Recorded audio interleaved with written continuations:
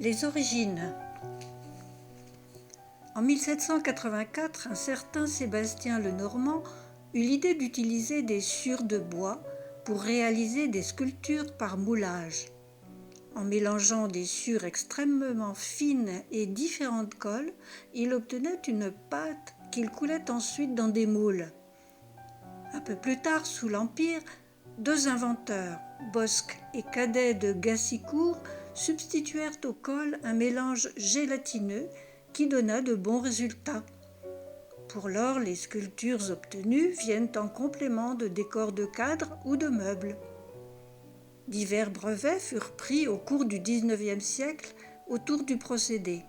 Citons Joseph Cottel en 1843, Girard et Rouvier en 1858, qui finirent par obtenir un produit qu'ils dénommèrent le simili-bois.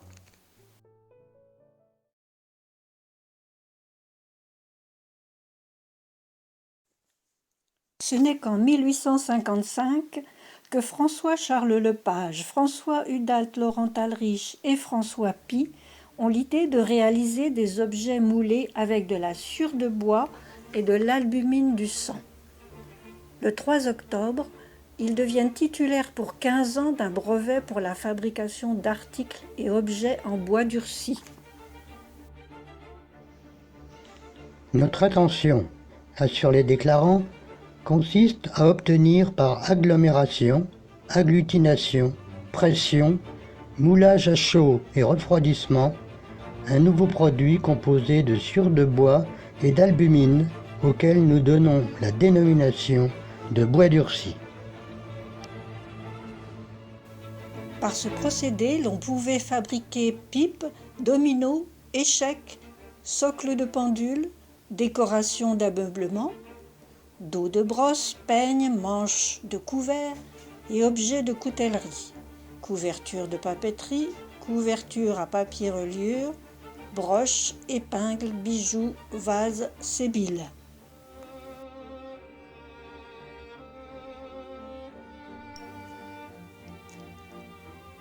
En février 1859, un dénommé Latry devient concessionnaire de Lepage, Talrich et Pie qui renoncent à tous leurs droits. Latry installe alors 39 rue Violet à Grenelle une usine pour exploiter le bois durci.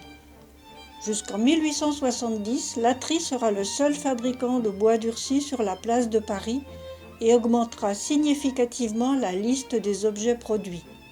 Articles et objets d'art pour l'ébénisterie, caves à liqueurs, médaillons historiques, albums, cadres, nécessaires et bijoux de deuil. La qualité des produits réalisés fait que Latry sera plusieurs fois médaillé. 1861, médaille à l'issue de l'exposition des arts industriels au Palais des Champs-Élysées. 1862, exposition internationale de Londres, 2 médailles et un diplôme d'honneur récompense une production d'objets de belle facture, le bois durci ressemblant à s'y méprendre au bois d'ébène, mais également une invention donnant le moyen de faire de jolis objets tout en les obtenant à bon marché. Le 13 août 1864, Latry est nommé chevalier de la Légion d'honneur.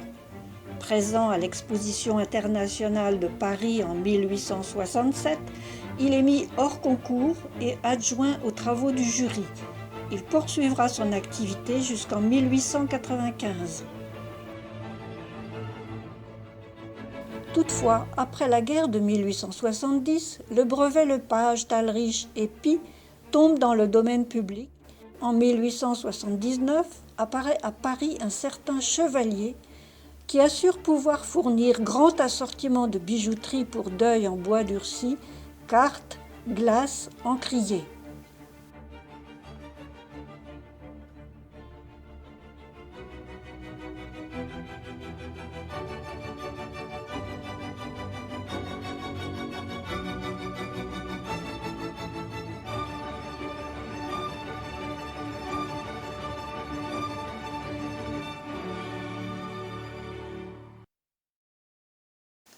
L'installation à Cézanne. En 1883, Ambroise Adrien Chevalier, bijoutier de son état, annonce produire du bois durci dans une usine à vapeur installée à Cézanne, 17 rue de Châlons.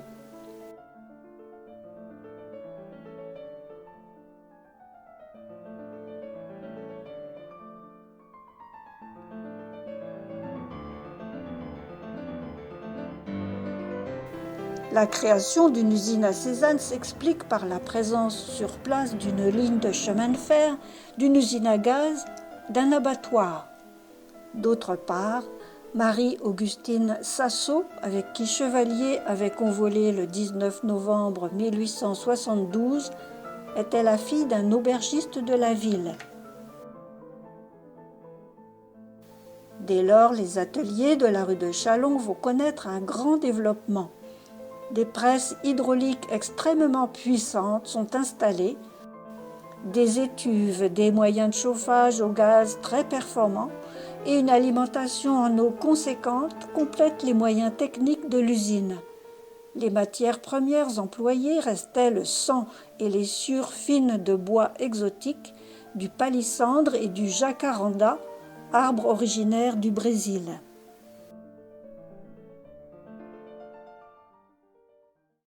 L'usine de Cézanne fonctionnait bien quand la maladie rattrapa Ambroise Chevalier qui mourut à Paris le 14 octobre 1886, âgé seulement de 43 ans.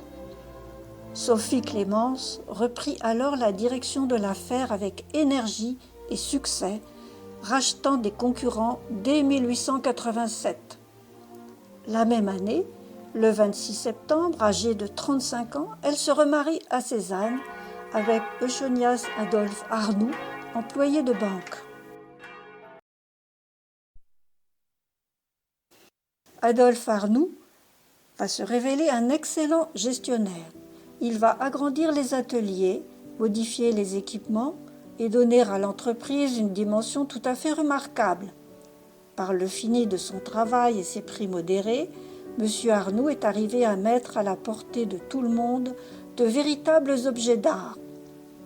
En 1912, l'usine compte officiellement 13 ouvriers. Sans délaisser son entreprise, Arnoux s'investit dans la vie locale. De 1900 à 1914, il fait partie du conseil municipal de Cézanne, adjoint au maire de 1905 à 1908. En outre, il sera nommé officier d'académie en 1908, chevalier du mérite agricole en 1910. Il décédera le 15 février 1925 à Cézanne.